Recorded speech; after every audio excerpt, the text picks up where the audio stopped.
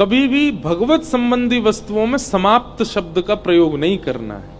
शब्दों से भी बहुत कुछ बदल जाते हैं अर्थ।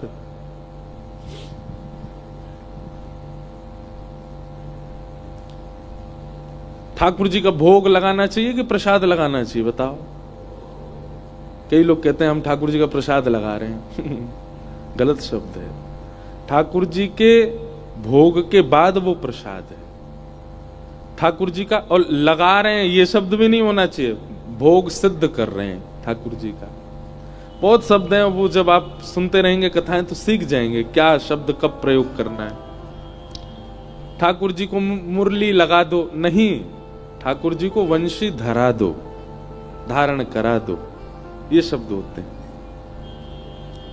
ठाकुर जी को उठा दो शब्द नहीं, ठाकुर जी को उत्थापन कर दो, ठाकुर जी को विराजमान कर दो, ये शब्द होते हैं कुछ। ऐसे ही विश्राम शब्द प्रयोग करना है। कोई भी भगवत संबंधी वस्तु, कोई भी संबंध भगवत संबंधी भाव, उसमें विश्राम। हमारे परम पूजनीय श्री रविंद्रानंद जी महाराज, भगवत धाम वाले महाराज जी, आप दोनों महापुरुषों का बहुत स्नेह है दास के प्रति। महाराज जी के प्रति भले ही हमारा बड़ा सुहृद और मैत्री भाव है, पर फिर भी वे पूजनीय हैं, वंदनीय हैं, और पूर्ण रूपेण वंदनीय हैं। महाराज जी जब कहेंगे हम सिर के बल आएंगे, जहां कहेंगे वहां आएंगे। लेकिन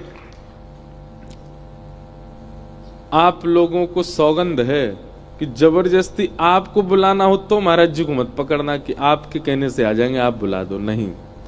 महाराज जी अपने लिए बुलाएंगे तो हम आएंगे, उनके लिए ये प्रेम है। क्योंकि भैया देखो हमारी भी व्यस्तता सब जगह, लेकिन महाराज जी कहते हैं तो हम कैसे भी करके पहुंचते हैं।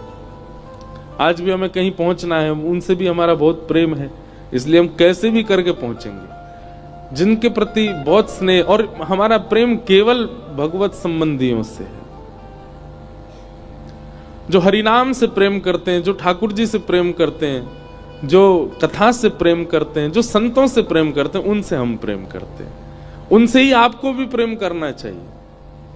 संसार की कितनी भी भौतिक वस्तु आपके सामने प्रस्तुत करने वाला, संसार के कितने भी यश वैभव से आपको प्रसन्न करने वाला, उससे यदि आपका संबंध है तो श्याम सुंदर आपसे संबंध नहीं बनाएंगे। श्री हरिराम व्यास जी कहते हैं, कनक कूट को टिक लग तजिए, भजिए कुंवर कन्हैया।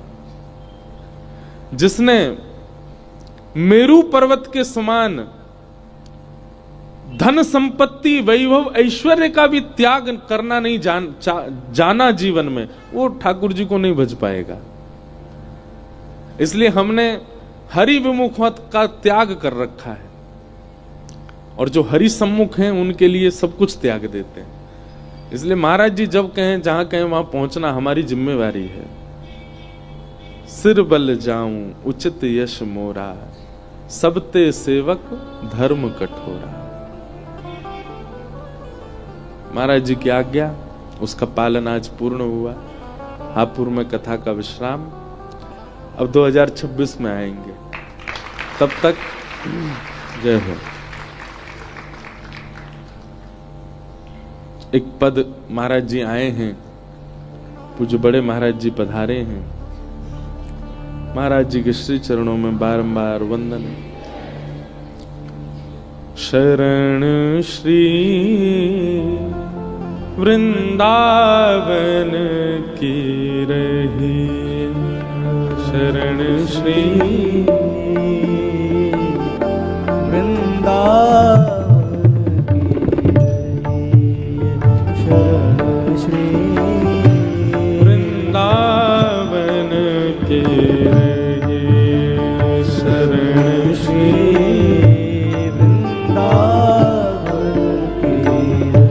युगल बिहारी चरण कमल सो, युगल बिहारी चरण कमल सो।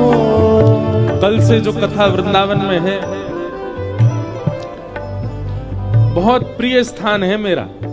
हम ज्यादा उसका नाम नहीं बोल रहे क्योंकि जगह बहुत छोटी है और वहां पहले ही 2000 लोग पहुंच गए, तो सब लोग आ जाएंगे, इसलिए आप लोग तो YouTube पे ही देख लेना। और कल से वहां बड़ी रस की चर्चा, निकुंज की चर्चाएं होंगी। वृंदावन में ही होती हैं चर्चाएं, ऐसी सब जगह नहीं हो पाती, लेकिन बिल्कुल बिहारी जी के बगल में है, कुंज बिहारी लाल जी के बिल्कुल बगल में ही कथा का क्रम है।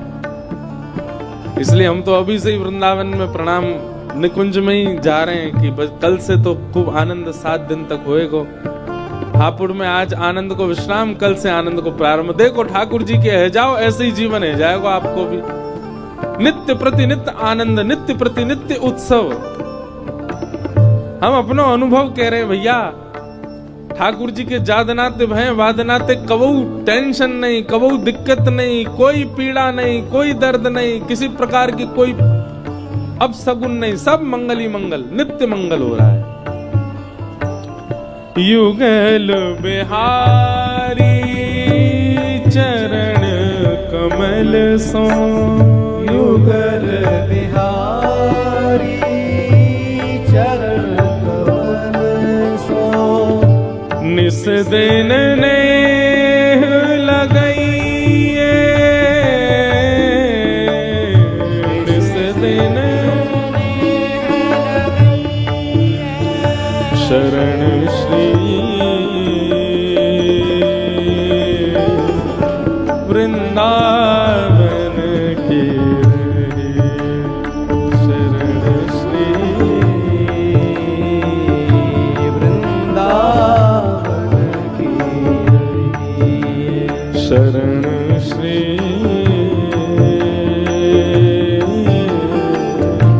वृंदावन की रही, शरण श्री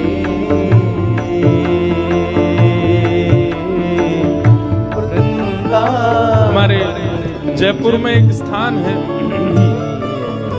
सरस कुंज, वहीं हमने अपनी जीवन की पहली भक्तमाल की और रसिक त्रिवेणी की चर्चा श्री हरिवंश महाप्रभु स्वामी श्री हरदास जी महाराज और श्री हरिराम व्यास, ये रसिक त्रयी हैं और हरित त्रयी हैं। इन तीन की चर्चा हुई थी इस बार जन्माष्टमी पर। सरस कुंज, वहां के महाराज जी श्री सरस माधुरी जी, उनका पद है। वृंदावन जाने वालों की रीति बताते हैं वे, वृंदावन जाने वालों को, जिनको युगल सरकार के दर्शन करने हैं, जिनको शामा शाम का अनुभव करना है, वो जाओ तो ये सब नियमों का पालन करो। क्या कह रहे हैं?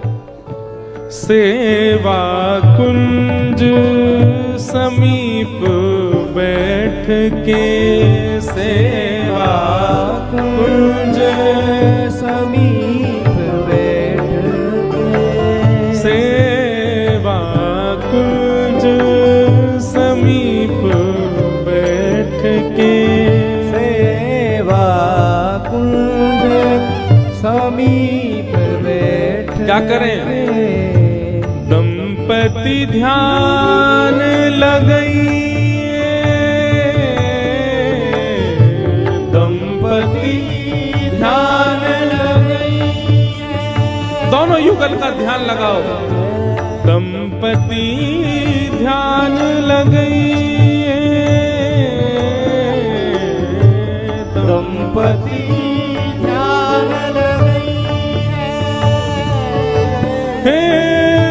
होए भावना सिद्ध सहज ही, होए भावना सिद्ध सहज ही, होए भावना सिद्ध सहज ही, होए भावना सिद्ध सहज ही, निरखी नयन फूल सैये, निरखी नयन फूल सैये। आप सब वृंदावन गए हैं, वृंदावन में सेवा कुंज कितने लोग गए? हाथ ऊपर करो।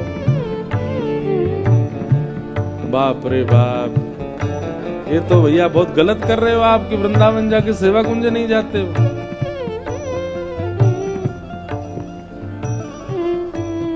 हमारे वृंदावन के 3 पहरेदार हैं, वहीं तक ही जाते हैं लोग, राधा रमण, राधा वल्लभ, राधा श्री कुंज बिहारी, बस। वास्तव में ये तीनों ठाकुर ऐसे सज धज के खड़े हो गए कि सवरे हम तक ही रुक जाएं, हमसे बढ़िया वृंदावन भीतर को सुरक्षित रहे। लेकिन यहां कुछ अधिकारी लोग बैठे। हमारा जन्म है सेवा कुंज का, सेवा कुंज में ही पुरानो घर है जहां पहले रहते थे, अब तो रमन रीति में रहते हैं। वहीं जन्म है हमारा, जहां स्वयं श्री ठाकुर जी चापकते हैं, किशोरी जी के श्री चरणों को दबाते हैं, सेवा कुंज। अगली बार जाइए तो निश्चित सेवा कुंज जाइएगा। और यहां पर सरस माधुरी जी कह रहे हैं, सेवा कुंज समीप बैठ के दंपति ध्यान लगाइए, दोनों को ध्यान लगाओ, किशोरी जी और ठाकुर जी को। और फिर क्या होगा, बोलो, होए भावना सिद्ध सहज ही। हापुड़ में बैठ के, दिल्ली में बैठ के, अन्य अन्य स्थानों पर बैठ करके आपका ध्यान नहीं बनेगा, लेकिन सेवा कुंज में बैठ करके आप दोनों का स्मरण करोगे, एक क्षण के लिए ही सही, निश्चित श्यामा श्याम के दर्शन होंगे। अच्छा, हमको एक आचार्य चरण वृंदावन में निवेदन कर रहे कि ठाकुर जी प्रत्यक्ष नहीं भी दिखे, एक मुंदरी दिख जाएगी, कोई को एक अंग वस्त्र ही दिख जाएगा, हस्त कमल के सुंदर मेहंदी दिख जाएगी, सुंदर केश की अलकावली दिख जाएगी, अरे वही तो ही बावड़े है जाओगे। पूरे ठाकुर जी दिख गए तो फिर का ही होगा। सरस माधुरी जी कह रहे हैं, होए भावना सिद्ध सहज ही। जो भावना अति दुर्गम है, सेवा कुंज में बैठ करके अति सहज हो जाती है, नेक में ही ठाकुर जी दिख जाते हैं। और फिर क्या होगा, बोल, निरख नयन हुल सही है, नेत्रों को सौभाग्य दिलाइए ठाकुर जी का अनुभव करा करके, और नेत्रों से अविरल अश्रुधार गिरने लग जाए, समझ जाइयो कि दिख गए श्याम सुंदर। शरण श्री वृंदावन के, शरण श्री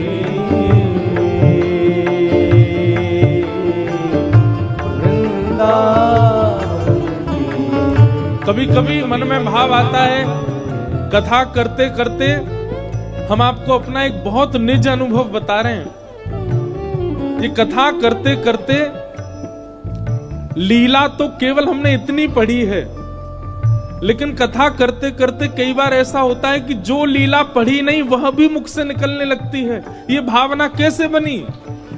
हम अपनी प्रशंसा नहीं कर रहे, आप ताली वाली नहीं बजाओ, हम दूसरी बात बता रहे हैं। ये भावना कैसे बन जाती है? मैं स्वयं विचार करता हूं कि कैसे ये स्मृति में आया, जो कहीं पढ़ा नहीं वह भी भाव निकल आता है। ये सब कृपा सेवा कुंज की है, क्योंकि वहीं जन्मे हैं, वहीं बड़े हुए हैं, वहीं खेले हैं, वहीं आनंद कियो है। और आज इस बात को प्रमाणित कर रहे हैं श्री सरस माधुरी जी की वहां तो सहज भाव प्रकट होते हैं। वृंदावन बहुत गोपनीय है, वृंदावन बहुत बहुत बहुत अंतरंग है, उसको जान पाना, खोज पाना बहुत मुश्किल है। कोई आचार्य मिल जाए तो वृंदावन का दर्शन करा देगा। शरण श्री वृंदावन के, शरण श्री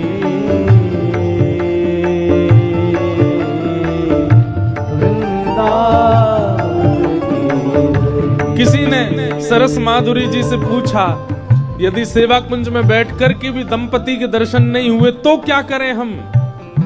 तब सरस माधुरी जी कह रहे हैं, शीत प्रसादी ले संतन की, शीत प्रसादी ले संतन की, शीत प्रसादी ले संतन की।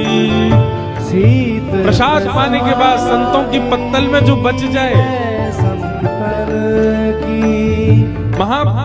सब संत जन, वैष्णव जन, ब्रजवासी जन जब प्रसाद पालें उसके बाद नेक नेक जो बच जाए वही है शीत प्रसादी। अच्छा, एक बात बताऊं, वृंदावन के बानर सबसे बढ़िया शीत प्रसादी लेते हैं। कहीं भंडारो हो, कहीं पे कोई उत्सव हो, कहीं कछु हो, सब लोग पामे और पा करके बाहर जैसी डार जाए वहां में जितनो बचे, ये सब कौन पामे? सब बानर पाले। यही अपने अगले जन्म में कोई विशिष्ट महापुरुष बन करके आते हो, फिर वृंदावन को यश गाम है।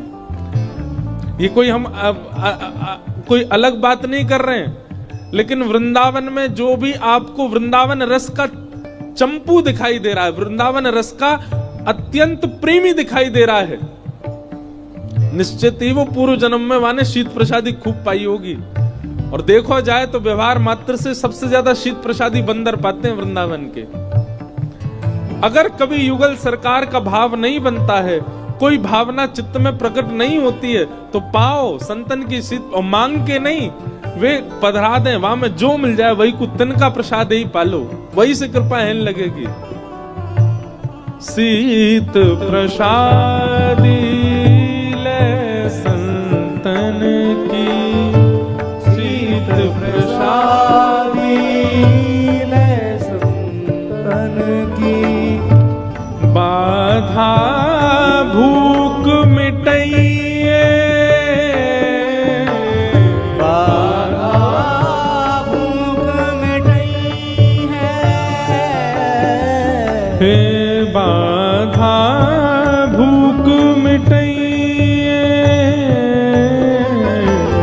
बाधा भूख मिटाई है, शरण श्री वृंदावन के, शरण श्री वृंदावन की, शरण श्री वृंदावन के रहे, शरण श्री वृंदावन की, राधे श्याम नाम रट रमना, राधे श्याम नाम रट रमना, राधे श्याम नाम रट रसना, राधे श्याम नाम रट रसना, अश्रु द्रगन बहैये, अश्रु द्रगन बही है, हे सरस माधुरी पिय प्यारी के, माधुरी प्रिय प्यारी के, सरस माधुरी पिय प्यारी के, माधुरी प्रिय प्यारी के, प्रेम पुलक गुण गइये, प्रेम पुलक गुण गई है, प्रेम पुलक गुण गइये, प्रेम पुलक गुण गई है, शरण श्री वृंदावन के, शरण श्री वृंदावन की, शरण श्री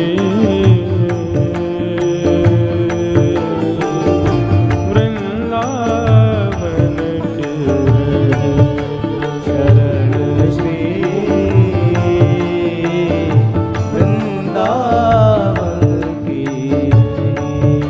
शरण श्री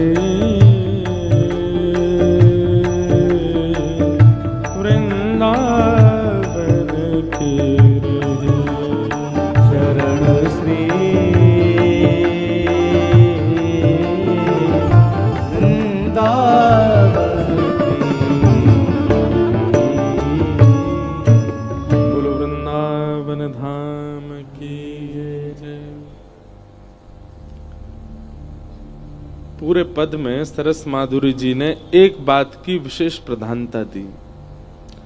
पहले प्रधान बताया सेवा कुंज को, और वहां भी यदि किसी की भावना दृढ़ ना हो रही हो तो सीधे सर्व प्रधान भाव बता दिया, शीत प्रसादी लय संतन की।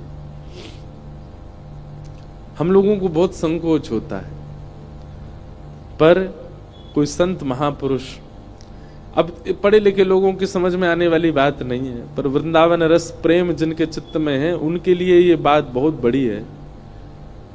रसिक संत वृंद आदि जब प्रसाद पाते हैं, वो चाहे जैसे हों, ब्रज में पा रहे हैं, उनकी जो भी प्रसादी प्राप्त हो जाए उसे धारण करो। और यहां तो सरस माधुरी जी यूं कह रहे हैं कि नैकाद तिनका मत ले, बोले का, बोले पूरी भूख वही से ही मिटाओ, पूरी भूख उसी से ही मिटाओ। शीत प्रसादी लय संतन की बाधा भूख मिटाइए, शरण श्री वृंदावन की रहिए। ठाकुर जी को पानो इतना आसान नहीं है। कथा सुन ली, भजन कीर्तन याद कर लिए, तिलक लगाई लियो, गले में कंठी माला पहन ली है गयो, बस अब मिल ही जाएंगे ठाकुर जी। अरे बहुत प्रयास करने पड़ेंगे भैया, बहुत त्याग करना पड़ेगा, बहुत दीन बनना पड़ेगा, बहुत सरल बनना पड़ेगा, बहुत सहज बनना पड़ेगा, तब जाके ठाकुर जी प्राप्त होंगे। और ठाकुर जी प्राप्त करने की इच्छा है तभी ये सब करना है, नहीं है केवल जीवन जीनो, सुख में आनंद मत धरे रहो, सब आनंद से पूरे संसार के भोगन को भोगो, कोई दिक्कत नहीं। पर जाके चित्त में ये भावना है कि नहीं, एक बार श्याम सुंदर किशोरी जी के एक बार साक्षात्कार हो, तो ये सब नियम तो करने पड़ेंगे, ये सब प्रयास तो करने पड़ेंगे। हम सीधी बात कहते हैं भैया, कहीं आपको जॉब चाहिए तो आपको रिज्यूम बड़ो अच्छा दिखाना पड़े अपनो, आपने पहले कहाँ एक्सपीरियंस है, पहले कहाँ आप काम कर चुके हैं, पहले आपकी कितनी पढ़ाई है, कितने आप योग्य हो, ये सब रिज्यूम बना के देना पड़ता, तभी कंपनी आपको हायर करती है। ऐसे ही श्यामा श्याम के काजी भी रिज्यूम बनाना पड़ेगा, कितनी शीत प्रसादी पाई, कितनी वैष्णवन की सेवा करी, कितने ब्रजवासीन सो नेह लगायो, कितनी परिक्रमा करी, कितनो भलो कियो, कितने दीन रहे, कितने मौन रहे, कितने अश्रु बहाए, उन सबन को देख करके तब श्याम सुंदर किशोरी जी देखें, हाँ अब जी योग्य है गयो है, जाने रोए रोए करके सबरे तो पाप निकाल लिए, दीन बन के और सब रसिक जनन की रसिक शीत प्रसादी पाए करके अपने सबरे विकार दूर कर दिए, लोट लोट वृंदावन की रज में अपने तन की सबरी दुर्गंध दूर कर दी, अत्यंत सरल अत्यंत सहज बन गयो है, ब्रजवासीन सो नेह या के चित्त में प्रकट है गयो, अब जे हमारे लायक है गयो, या ते अब हम मिलेंगे, तब प्राप्त होते हैं।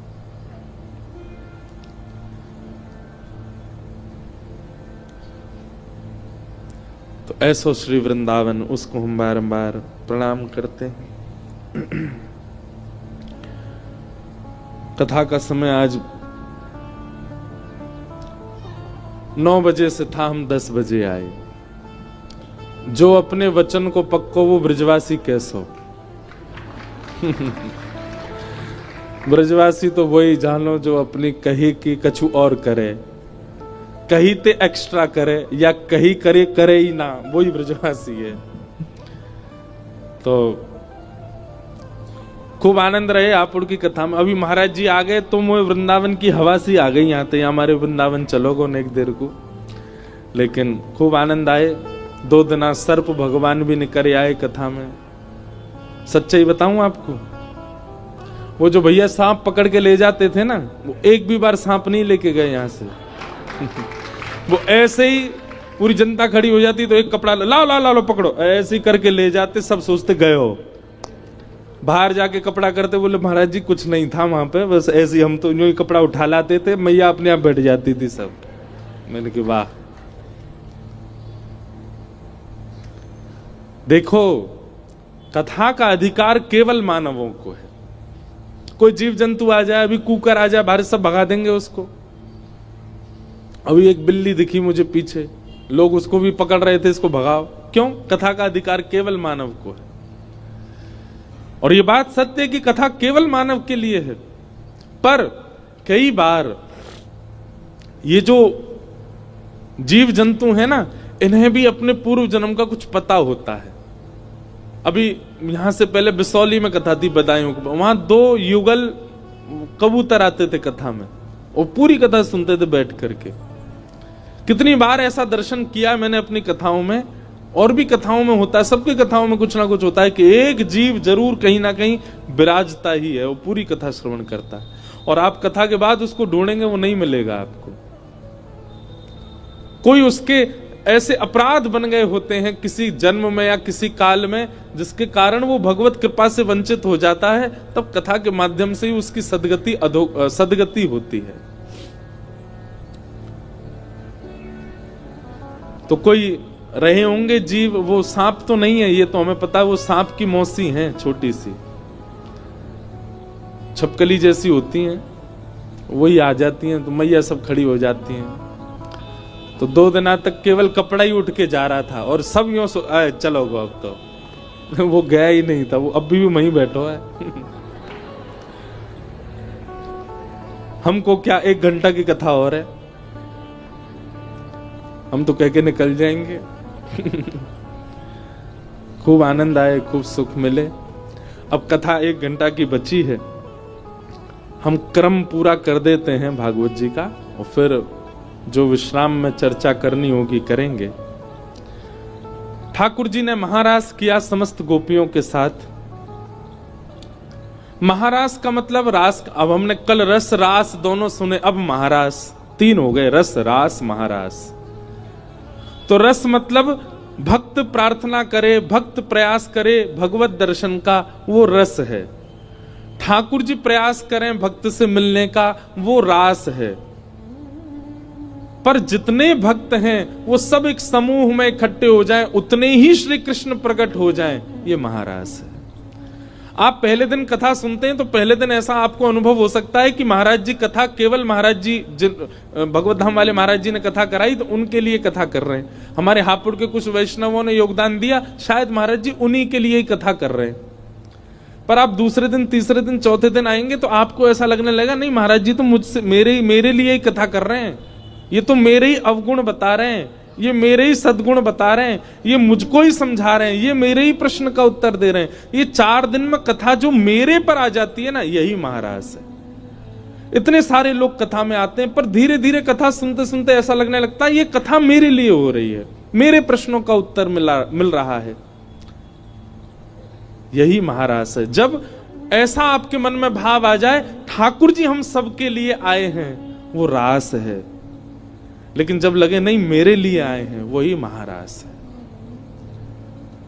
समूह में एक श्री कृष्ण वो रास, पर समूह में सबके श्री कृष्ण वो महारास। भगवान ने महारास किया, असंख्य गोपियां हो गईं, उतने ही श्री कृष्ण हो गए। महादेव श्री गोपेश्वर रूप धारण करके वृंदावन में पधारे। क्यों बने गोपी? गोपी का मतलब क्या है? जो अपनी 10 इंद्रियों से केवल कृष्ण को पाना चाहता है, जिसके नेत्र केवल श्री कृष्ण को देखें, जिसके कान केवल श्री कृष्ण को सुने, जिसकी जिह्वा केवल उनके अधरामृत का पान करे, जिसके हाथ केवल उनके कीर्तन में करताल बजावें, जिसके पैर केवल उनकी प्रदक्षिणा और उनके कीर्तन में नृत्य करें, जिसकी सर्वांगीण इंद्रियां केवल कृष्ण को चाहती हैं, उसी को ही गोपी कहते हैं। गोपी का मतलब कोई स्त्री नहीं है, कोई श्रृंगार वाली नहीं है। गोपी का मतलब जो अपनी प्रत्येक इंद्रिय से कृष्ण को पीना चाहती है, उसको गोपी कहते हैं। हमारे नेत्र तो दर्शन करना चाहते हैं पर कान सुनना नहीं चाहते, तो हम गोपी नहीं है। कान भी सुनते हैं, नेत्र भी देखते हैं, पर जीव को, कई लोगों को मंदिर का प्रसाद बढ़िया नहीं लगता। नाथ द्वार में, श्रीनाथ जी में इतना अद्भुत प्रसाद भोग लगता है ठाकुर जी को, आनंद आ जाए। पर व्यक्ति प्रसाद मान करके पाएगा ना तो उसमें सुख ही मिलेगा, लेकिन वो व्यंजन समझ के पाएगा। सब्जी है, दाल है, रोटी है, चावल है, उसको कहीं नमक भी कम लगेगा, कहीं उसको नींबू भी ज्यादा लगेगा, कहीं उसको मिर्च भी ज्यादा लग सकती है, क्योंकि उसकी प्रसाद बुद्धि नहीं है। सदैव याद रखिएगा बंधुओं, ठाकुर जी को निवेदित करने के बाद आप अपनी थाली में कुछ भी ऐड ऑन नहीं कर सकते। नमक, नींबू, मसाले नहीं। जैसो ठाकुर जी ने पायो वैसो ही पा लियो। नमक ज्यादा है तो पा लियो। क्यों? ठाकुर जी ने पायो, ठाकुर जी ने शिकायत करी आपसे, अरे कहा बना लाइए, या में मिर्च बहुत पड़ी है। ठाकुर जी तो पागे बेचारे, सी करते, आपको पता नहीं चलन दई। और जब खुद की खावे की बारी आई तो या में घी डालो, या में नींबू डालो, नमक डालो। ये वैष्णव भाव नहीं है। वैष्णव तो वैसा पाता है जैसा ठाकुर जी को। अंगद जी का चरित्र आता है भक्तमाल में। उनको एक दिन विष दे दिया प्रसाद में। उनका नियम था कि वो बिना भोग लगा भोजन नहीं करते थे। कथा बहुत बड़ी है पर मैं छोटी में सुना दूं। तो श्री अंगद जी महाराज को एक दिन षड्यंत्र के द्वारा मारने का प्रयास किया। तो एक राजा ने जिस घर में वो प्रसाद पाते थे उन घर के लोगों को बहुत पैसा दे दिया। बोले आज अंगद जी आए, उनके भोजन में विष मिला देना, अंगद जी को पवाना। अंगद जी का नियम था कि वो रोज भोग लगवाते थे अपने नेत्रों के आगे, और जब प्रसाद हो जाता था तब पाते थे। अंगद जी आए, आकर के थाली अपने सामने लगवाई, और जैसे ही भोग लगा प्रसाद पाने बैठे तो जो जिसने थाली परोसी उसके मन में पता नहीं दया आ गई, जाने बहुत घबराहट हो गई। उसने हाथ पकड़, आप मत पाइए, इसको मत पाइए, ये आपके योग्य नहीं है। अंगद जी बोले क्यों? उसने पूरी बात बताई। बोले राजा ने हमको बहुत धन दिया आपको विष देने के लिए, हमने इसमें विष मिला रखा है, आप मत खाइएगा। अंगद जी के नेत्र सजल हो गए और रोते हुए अंगद जी बोले तुमने विष की थाली ठाकुर जी को धरा दी, तुमने ठाकुर जी को भोग लगा दिया। ये पीड़ा तुमको तब क्यों नहीं हुई जब तुमने ठाकुर जी के सामने ये भोग रखा था? मुझे देते समय पीड़ा क्यों हुई तुमको? तुम ठाकुर जी को जड़ मानते हो, वो चैतन्य नहीं है। मैं चैतन्य हूं, मेरी मृत्यु हो जाएगी, कालकूट विष जाति, मेरे प्राण निकलेंगे। तुमने ठाकुर जी के सन्मुख रखते समय एक बार भी तुम्हारा हाथ नहीं कांपा, एक बार भी तुम्हारे चित्त में घबराहट नहीं हुई कि मैं ठाकुर जी को क्या पवा रही हूं? अब तो देवी इसको मैं ही पाऊंगा क्योंकि ठाकुर जी ने पा लिया है। अब चाहे इसमें विष हो, चाहे इसमें जो हो, अब तो ये प्रसाद है, इसको मैं छोड़ नहीं सकता। और अंगद जी पूरा पा गए। विष पाने से तेज कम होता है, विष पाने से ऊर्जा कम होती है, विष पाने से प्राण निकलते हैं। पर ज्यों-ज्यों अंगद जी ने पाया त्यों-त्यों उनका तेज प्रबल हो गया। क्यों? क्योंकि उन्होंने विष युक्त भोजन नहीं, उसको प्रसाद मान करके पाया, ठाकुर जी का अधरामृत मान करके पाया। कभी भी ठाकुर जी के आगे जो चीज भी निवेदित करते हैं वो वैसी ही आपको पानी है। दाल भी ठंडी है गई तो ठंडी पाओ, गरम नहीं। जैसी ठाकुर जी की वैसी पाओ।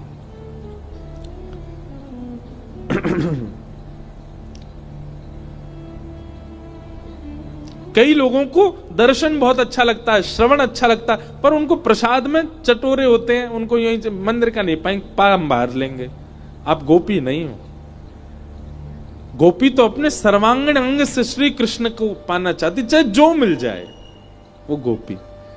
महादेव जैसे ही वृंदावन आए, गोपियों ने कहा हे महादेव भीतर जानो तो आपको गोपी बनना पड़ेगा। तब श्री ललिता जी ने आकर के महादेव को यमुना के तट पर प्रेम की शिक्षा प्रदान की। अब कई लोग इस पर विरोध भी कर सकते हैं, ये महादेव को ऐसे क्यों दिखा रहे हैं कि उन्होंने किसी शिक्षा ली। महादेव को सब नहीं पता, सब पता है भैया, पर वृंदावन तो वो स्थान है जहां पर ठाकुर जी को भी गोपियों से पढ़ना पड़ता है, जहां पर वृष्णिनाम प्रवरो मंत्री कृष्णस्य दयित सखा शिष्यो बृहस्पतिर साक्षात, साक्षात बृहस्पति के शिष्य उद्धव जी महाराज को भी वृंदावन आकर के गोपियों से पढ़ना पड़ा।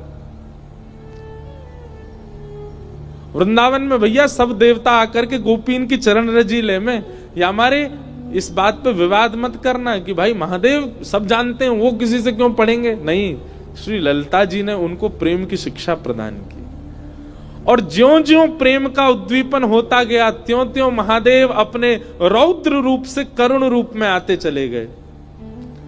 नेत्र सजल होने लगे। कृष्ण हाँ कृष्ण हाँ कृष्ण हाँ कृष्ण कहकर के रुदन करने लगे। तभी ललता जी ने कही अब जे गोपी बन गए। तभी चुनरी उड़ाई, मुखमंडल को श्रृंगार किया और गोपी रूप धारण करके देवादिदेव महादेव वृंदावन में श्री गोपेश्वर रूप में विराजमान हो गए। बोलो गोपेश्वर भगवान की। एक बात हमारी मानिएगा, जिसको गोपी प्रेम चाहिए या जिसको भाव चाहिए वो भाव नहीं बन पाते जैसे गोपी प्रेम के भाव होते हैं, पर चाहते हैं कि हमारा भी बने। कछु दिना श्री गोपेश्वर महादेव के पास जाके गोपी गीत को पाठ करो। एकमात्र वृंदावन में गोपेश्वर ऐसा स्थान है, पूरे भारतवर्ष का एकमात्र महादेव का ऐसा मंदिर है जहां पर श्री ठाकुर जी को गोपी गीत सुनाते हैं, जहां पे श्री महादेव को गोपियों के भाव से, ठाकुर जी के भाव से प्रसन्न किया जाता है, जहां नित्य महादेव श्रृंगार केवल और केवल श्री राधा वल्लभ राधा रमण जी को दिखाने के लिए करते हैं कि अरे मैं कहीं प्रिय लग जाऊं उनको। ऐसे गोपेश्वर महादेव आए और महारास में उन्होंने भी नृत्य किया। सब ने आकर के ठाकुर जी के साथ मंगल महारास किया। 6 महीना तक महारास चलता रहा।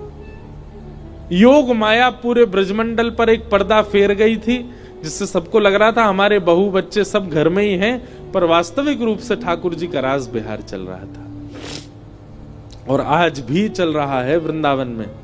ये योग माया है जो हमको रास देखने नहीं देती है। आज भी वृंदावन में रास बिहार होता है, नित्य ठाकुर जी रास करते हैं वृंदावन में, पर हम सब के ऊपर माया का पर्दा चढ़ा है, इसलिए ठाकुर जी का रास दिखता नहीं हमको। महारास हुआ, तत्पश्चात श्रीमद् भागवत में युगल गीत आया, जहां पर भगवान के सुंदर रूप का वर्णन समस्त गोपियां करती हैं। आगे केसी और कुछ राक्षसों का वध किया भगवान ने, वो सब लीलाएं सुनाई गईं। अरिष्टासुर का वध किया भगवान ने। एक बहुत सुंदर कथा है कि एक दिन मधुमंगल ठाकुर जी तो बोलो ए रे लाला, बोले हाँ, जे तू पीली पीतांबरी पहने, घुंघराले केशन के ऊपर मोर पिच्छ लगा ले और बंसी से घुमा तो चले, या हमारे सबरी गोपी तो ते प्रेम करें, और हम ग्वारिया से बने डोले, या हमारे हमें कोई घास ना डारे। ठाकुर जी बोले तो तू बन जा मेरे जैसो। ना लाला, तेरे जैसे लत्ता पहनवे ते काम ना, लत्ता समझते हैं, लत्ता मतलब वस्त्र, तेरे जैसे लत्ता पहनवे ते काम ना चलेगा, मैं तेरे ही लत्ता ने पहनूंगा और तेरे जैसा श्रृंगार करूंगा, सबरी गोपी मऊए देखेंगे। फिर ठाकुर जी बोले दारी के कर मत लियो, फंस जाएगो। मधुमंगल बोलो ना ना, या के लत्तान में कछु जादू है। एक दिन ठाकुर जी यमुना स्नान के लिए गए मधुमंगल के साथ। भगवान ने अपने सारे वस्त्र उतारे, मोर पिच्छादी उतार दिए, घुंघराले केश खोल दिए और ठाकुर जी यमुना क्रीड़ा करने लगे। मधुमंगल बोलो जो बढ़िया समय, लाला भीतर नहा रहो, जाके लत्तान ने लेके मैं भाग जाऊं।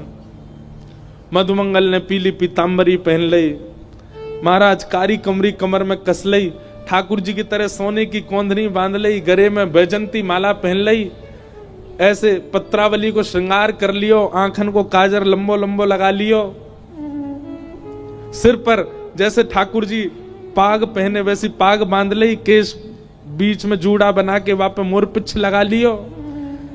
ठाकुर जी कैसे खड़े हो, मैं कैसे, मधुमंगल है सब पता है, ठाकुर जी पूरे दिन वही के संग रहे, टेढ़ी मेढ़ी सी चाल चले ठाकुर जी की जैसी बंसी बजावे। ठाकुर जी ने देख तो लियो। मधुमंगल दौड़ो, अब मैं जाऊंगा गोपी ने रिझा के आऊं। इतने में ही कंस को भेजो, अरिष्टासुर राक्षस आ गए हो। अरिष्टासुर ने कंस से पूछी, महाराज आपका जो शत्रु है उसका हुलिया तो बताओ। कंस ने कही पीली पीतांबरी पहने, घुंघराले केशन में मोर पिछ लगाए डोले, और सीधो ना चले, टेढ़ो मेढ़ो से चले, और बंसी जो जरूर होगी, बैजंती माला पहने। मैंने तो सुनी है, मैंने ना देखो, पर मैंने सुनी है ऐसे ही दिखे वो। इतने में अरिष्टासुर सामने आकर के मधुमंगल के खड़ा हो गयो, और जैसे ही वो मारवे दौड़ो महाराज मधुमंगल को, चौकड़ी मार के भागो मधुमंगल, लाला बचा, कन्हैया बचाइयो, अरे देख जे राक्षस पड़ गो मेरे पीछे। ठाकुर जी बोले ना ना तू ही लड़ ले आते, और पहन ले मेरे लत्तान ने। अरे सौगंध खा रहा हूं लाला, आज के बाद कबू तेरे लत्तान की ओर देखूंगा नहीं, पहनना तो बहुत दूर की बात, याते बचा मुझे। ठाकुर जी निकल के आ बाहर आए, एक मुष्टिक प्रहार से उसका वध कर दिया। मधुमंगल ने तुरंत ठाकुर जी के सबरे लत्ता उतार दिए। लाला तू लत्ता पहन के जावे तो गोपी रीझ है, हम पहनने तो राक्षस आ जाए। ठाकुर जी बोले दारी के जाने ना है, हम जय जय हैं, हमारे लत्ता सबरे जय जय हैं। बोले जय हो भैया, तू ही पहन के रख, हम पे ना पहनना, हम तो ऐसे ग्वारिया ही ठीक हैं। कोई बात ना, गोपी ना देखे, बूढ़ी बड़ी तो देखे ही ले हमें, वही तो ठीक है हम। ऐसी ठाकुर जी की मधुर लीला वृंदावन में चलती है। और एक दिन आया वो समय जिसकी किसी को प्रतीक्षा नहीं थी। कंस ने अक्रूर जी को भेजा कृष्ण और बलराम को लाने के लिए। नारद जी महाराज ने आकर के भगवान से कहा कि ठाकुर जी अब आप ब्रज में ही लीला करते रहेंगे कि आगे की द्वारिका लीला, मथुरा लीला, ये सब कैसे होंगी? ठाकुर जी बोले सांची पूछो नारद, तो मैं भूल चुका हूं कि मैं परमात्मा हूं, मैं भूल चुका हूं कि त्रिलोकी स्वामी हूं। आप सब देवता मंत्रणा करके कुछ ऐसा व्यवस्था करो ना कि कोई और संभाल ले वैकुंठ को, कोई और कर ले आगे की लीला। मैं इन ब्रजवासियों के बगैर रह नहीं पाऊंगा, और मैं तो फिर भी चला जाऊंगा क्योंकि मैं परमात्मा हूं, मेरे अंदर मोह नहीं है। पर ये ब्रजवासी, इनको तुमने झूठे को जाकर अगर बोल दिया ना कि श्री कृष्ण जा रहे हैं, इनके प्राण निकल जाएंगे। मुझे जाता हुआ देखना तो इनके लिए सबसे बड़ा दुर्भाग्य होगा। नारद जी ने बैठ करके भगवान से बहुत देर चर्चा की और ठाकुर जी से कहा, नाथ आपको आना पड़ेगा और कोई उपचार नहीं।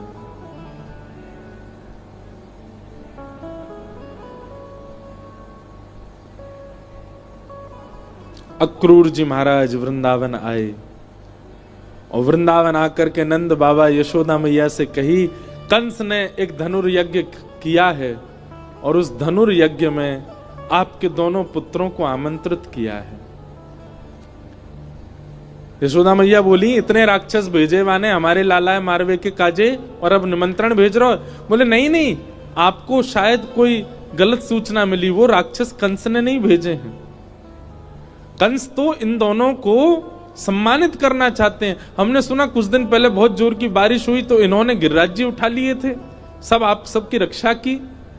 तब से महाराज कंस के नित्य मन में चलता है कि कृष्ण बलराम दोनों आवे और उनको मैं सम्मानित करूं। सम्मान देने वाला कभी राक्षस भेज सकता है?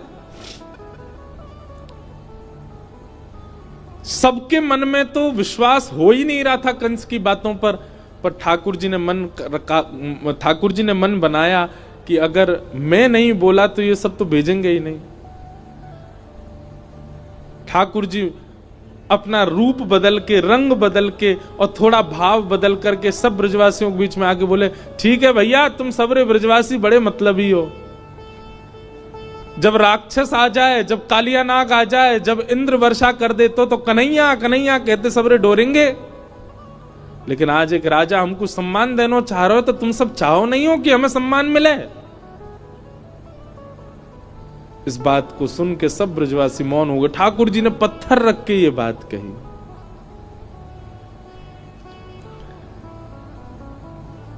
अक्रूर जी महाराज ले जाने के लिए आए हैं श्री ठाकुर जी को।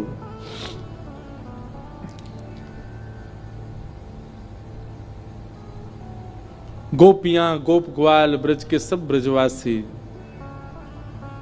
मन ही मन विचार कर रहे हैं और विधाता से प्रार्थना कर रहे हैं कि अहो विधातस्तव न क्वचित् दया संयोज मैत्र्या प्रणयेन देहिना। अरे विधाता, तेरे अंदर दया नाम की चीज नहीं है क्या?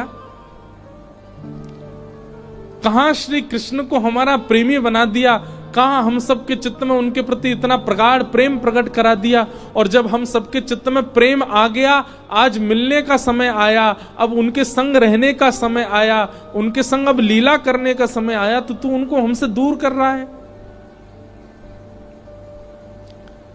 सब ब्रजवासी मौन हो गए, बोल कुछ नहीं रहे, क्योंकि ठाकुर जी ने ऐसी बात कह दी है कि कुछ कहें तो कहीं ठाकुर जी यूं नहीं समझ लें कि ये सब हमारे शुभ चिंतक नहीं है।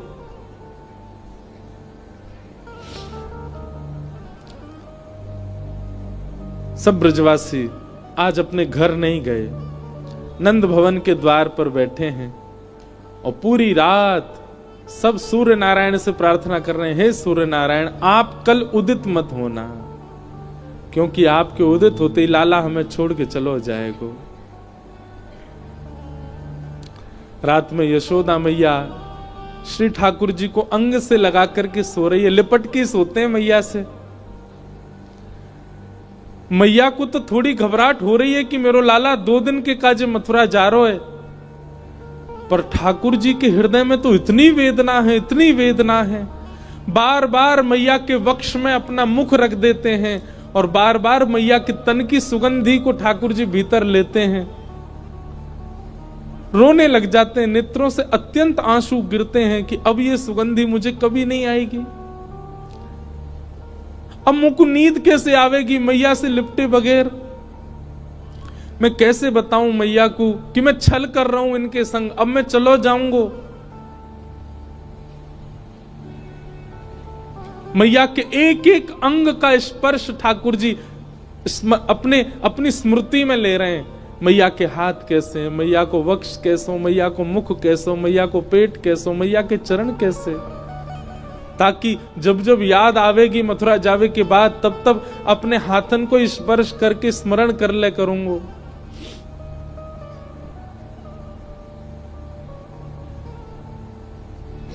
मैं एक बात अभी कह रहा था पिछली कथा में, गोपियों का विरह सबने सुना,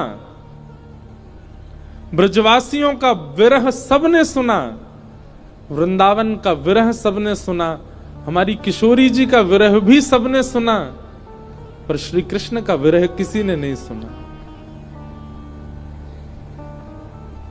गोपियां वेदना में हैं, ब्रजवासी वेदना में हैं, वृंदावन वेदना में हैं, सब सखियां वेदना में हैं, श्री जी भी वेदना में हैं, पर किसी ने यह विचार क्यों नहीं किया कि कृष्ण भी तो वेदना में है। और मैं व्यास मंच पर बैठ करके कह दूं, संत जनों के सानिध्य में मेरे मुख से निकल रही है ये बात, ब्रजवासी, ब्रज गोपिकाएं, वृंदावन आदि आदि जितने भी विरह हैं, इन सब का विरह एक पडले में रख दो और श्री कृष्ण का ब्रज के प्रति विरह एक पडला में रख दो। कृष्ण का विरह भारी है, पर क्योंकि वे पुरुष हैं इसलिए उनका विरह छुपा हुआ है।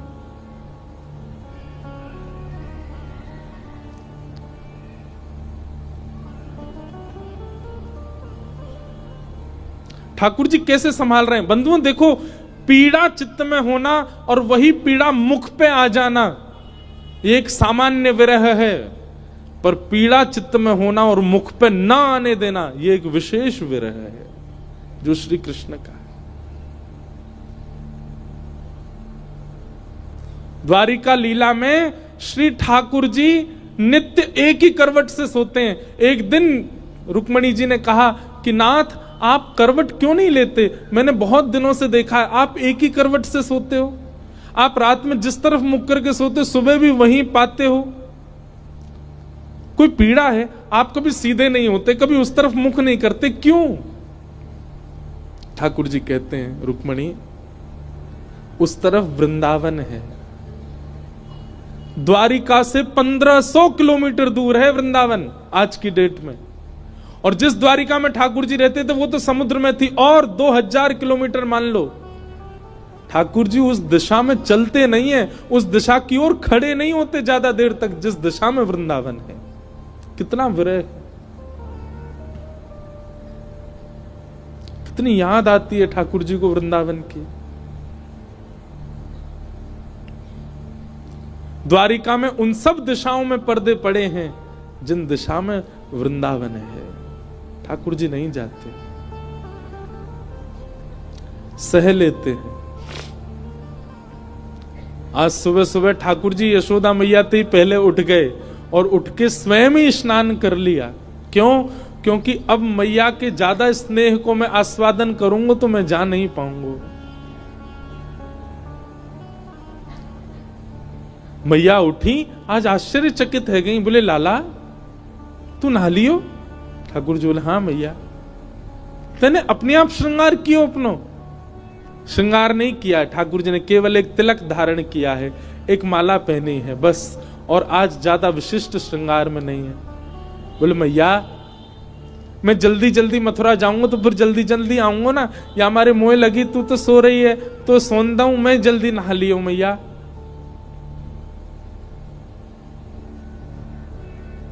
यशोदा मैया थोड़ी सी विचलित तो हुई आज तक ऐसा नहीं हुआ था। ठाकुर जी ने मन में विचार किया, अक्रूर जी से जाके कहा अभी ब्रह्म मुहूर्त है, सुबह की बेला है, सब ब्रजवासी अभी सो रहे होंगे। मैया यशोदा नंद बाबा उठ जाएं, केवल इनको प्रणाम करके हम चलें मथुरा की ओर। अक्रूर जी महाराज बोले जी भगवान। जैसे ही जाकर के द्वार खोला ठाकुर जी ने, असंख्य गोपियां, असंख्य ग्वाल, सब ब्रजवासी, गैया सब खड़े हैं वहीं पर। और द्वार खुलते ही किसी के मुख से स्वर नहीं निकल रहा, पर नेत्रों से आंसू गिर रहे हैं। ठाकुर जी कह रहे हैं अरे तुम सबरे सोए ना, तुम सब गए ना? अरे भैया इतना उदास काय को है रहे हो, इतना रुदन काय को कर रहे हो? मैं आ जाऊंगा ना, परसों आ जाऊंगा ना मैं। 2 दिना की तो बात है, ऐसे निकल जाएंगे 2 दिना तो।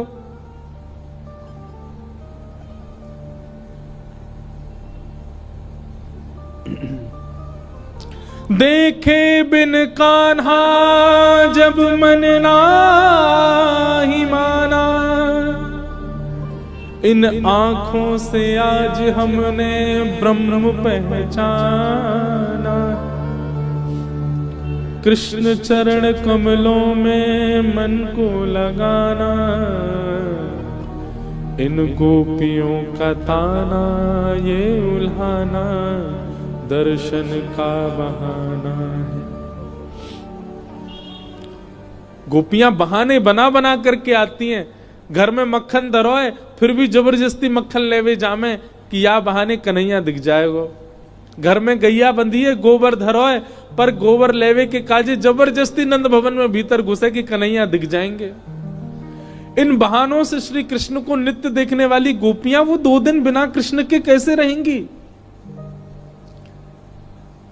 भगवान के सखा मधुमंगल, श्री दामा, तन सुखा, मन सुखा, धन सुखा, सुबल, तोष, सब एक कोने में बैठे। मधुमंगल आके बोले लाला तू जा तो 2 दिना को रहो, लेकिन तने एक बार भी विचार नहीं कियो ये श्री दामा ये सुबह उठते या को नियम है 11 वर्ष थे। भगवान के अधिकतर सखा सब ठाकुर जी से बड़े हैं उम्र में। हमारो नियम है 11 वर्ष थे। हम रोज सवेरे उठ करके आंख बंद करके पहले नंद भवन आमे, सबसे पहले 13 मुखमंडल देखें, वाके बाद जलपान करें लाला। तो देखे बगैर हमारे जल हलकते नीचे ना उतरे। और तू 2 दिना के काजे हमें छोड़ के जा रहा हो, हम कैसे जीवित रहेंगे?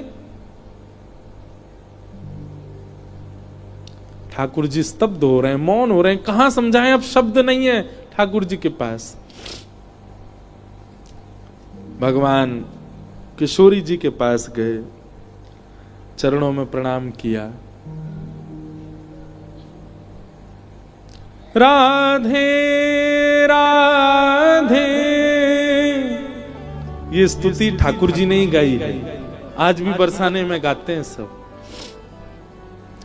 ठाकुर जी गा रहे हैं राधे राधे करुणामयी कृष्ण प्यारी,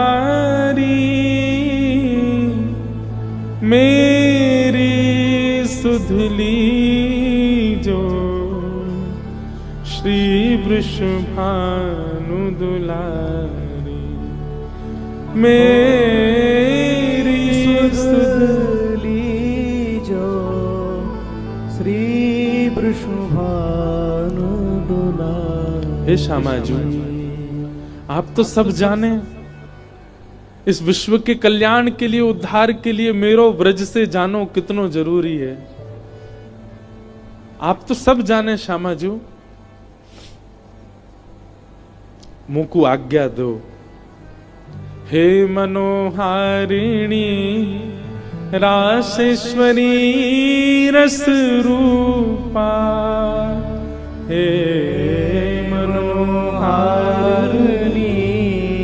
रासेश्वरी रस रूपा, ब्रज विलासिनी ब्रज भामिनी ब्रज की भूपा, ओ ब्रज विलासिनी ब्रज बासन ब्रज की भूपा, ललितादिक सहचरी सर्वज्ञ स्वरूपा, ललितादिक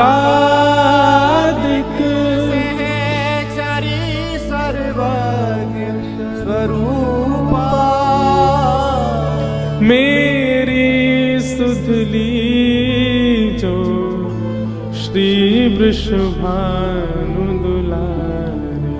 ओ मेरी सुधली जो श्री वृषभानु दुलारी। हे श्यामा जी, बस आगे की यात्रा में आप मुंह पे दृष्टि रखी हो। ठाकुर जी बिना नेत्र मिलाए चर्चा कर रहे हैं। किशोरी जी कह रही हैं, श्याम सुंदर या को उत्तर मुंह कहा देना चाहिए, आप ही बता के जाओ। ठाकुर जी बोले क्यों? बोले प्रेमी यदि जा रहे हो है तो दूसरों प्रेमी वाकू रोके नहीं, तो फिर प्रेम काय बात को? प्रेमी जा रहा है तो प्रेमी तो वाकू रोकेगो। लेकिन आप शुभ कार्य के लिए जा रहे हो, मानव कल्याण के लिए जा रहे हो, और शुभ कार्य में यदि कोई जा रहा हो तो उसको टोकना नहीं चाहिए। आप जा रहे हैं विश्व के कल्याण के लिए, मैं आपको रोकूं कैसे, मैं टोकूं कैसे? और मेरो प्रेमी जा रहा है और मैं रोकूं नहीं तो प्रेम कैसा? मुझे कहा करना चाहिए श्याम सुंदर, आप बता के जाओ। आपको आज्ञा दे दूं तो फिर मैं प्रेमी कैसी, जो अपने प्रेमी को दूर जावे की आज्ञा दे रही हूं? मैं टोक दूं, रोक दूं तो शुभ कार्य में टोक लग जाएगी। और मैं कछु ना कहूं तो प्रेमी जा रहा, और मैं कछु ना कहूं तो फिर प्रेम कैसा? मैं कहां कहूं, मुझे कहां उत्तर देना चाहिए? हे श्याम सुंदर बता के जाओ। ठाकुर जी कुछ नहीं बोले, बस चरणों की ओर देखते रहे किशोरी जी की, और रथ में विराजमान हो गए। निर्वाक हैं, निरुत्तर हैं, निरशब्द हैं। रथ जैसे ही आगे बढ़न लगो, सब ब्रजवासियों के नेत्र सजल हो गए। नेक दूर गयो, यहां अक्रूर जी ने इतनी देर में यशोदा मैया को सब सच बता दिया था। मैया, जे तुम्हारो लाला ना है, जे देवकी को लाला है। कंस से रक्षा के लिए 11 वर्ष पूर्व वसुदेव जी इस बालक को लेकर के आपके पास आ गए थे, और आपकी बालिका ले जाकर के कंस को दी थी, जो कि अष्टभुजी देवी बन गई थी। अब जे लाला अपनी जन्मदात्री मैया के पास जा रहा हो, मैया है सके कि अब लौट के नहीं आवे। आप कृपा करो। अक्रूर जी को नहीं बताना चाहिए था यशोदा मैया को, पर उन्होंने बता दिया। मैया को तो रक्त ठंडो पड़ गयो, पैर के नीचे से जमीन खिसक गई।